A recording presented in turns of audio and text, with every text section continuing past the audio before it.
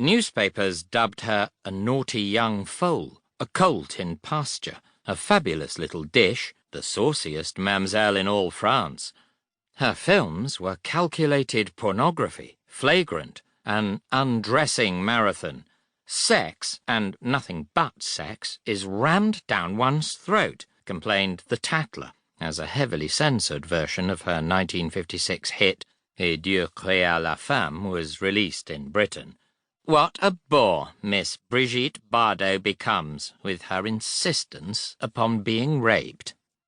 Bardot was 18 when she married her first husband, the film director Roger Vadim, in 1952. He explained her appeal. A woman's promise from the face of a child, an adolescent with a body cast from the same mould as the Venus de Milo. But Vadim believed that his young wife was more than just a woman. She is half man and half girl.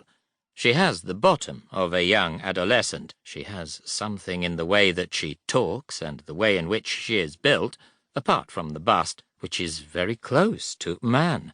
She is also psychologically very sentimental, the way a woman is sentimental, very vulnerable in the way a woman is vulnerable, yet absolutely masculine in her mental attitude to sex. It was his contention that the public only chose to be shocked by Bardot's on-screen nudity and unabashed sensuality to protect themselves from an uncomfortable truth. Bardot personified, without hypocrisy, a woman's right to enjoy sex, a right, up to that point, reserved for men. The only way in which society of the late 1950s could tolerate such flagrant desire was to rob its owner of her humanity, to reduce her to the sex kitten, so feline with her wide hazel eyes and sleek, slow movements, wrote the clearly infatuated Donald Zeck of the Daily Mirror, that I didn't know whether to offer her a cigarette or a saucer of milk. Bardot played along with the charade. You know, I have a temper, just like a cat. Sometimes I purr. Other times I scratch. I also bite. And sometimes that violence was turned upon herself.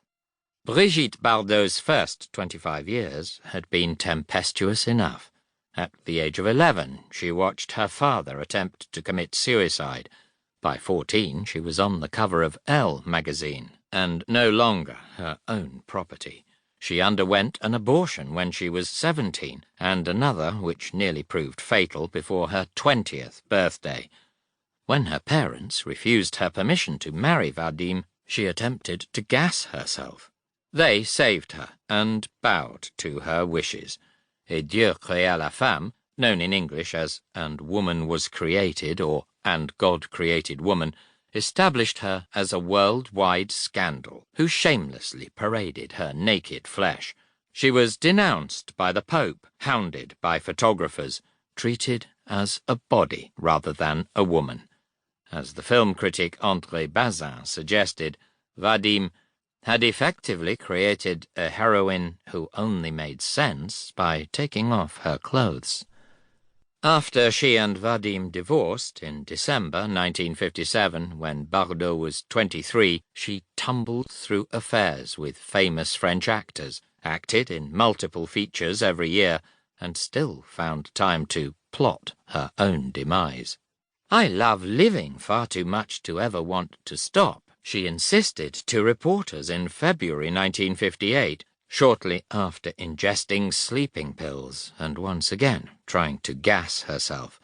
The press was informed that she was merely suffering from the after-effects of eating too many mussels. For recuperation, she fled to Saint-Tropez, establishing the sleepy Côte d'Azur resort as a honeypot for the paparazzi.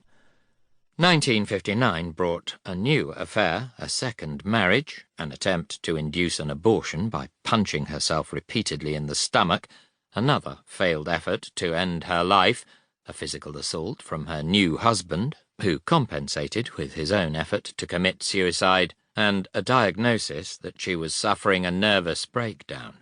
Her son, Nicolas, was born on the 11th of January 1960.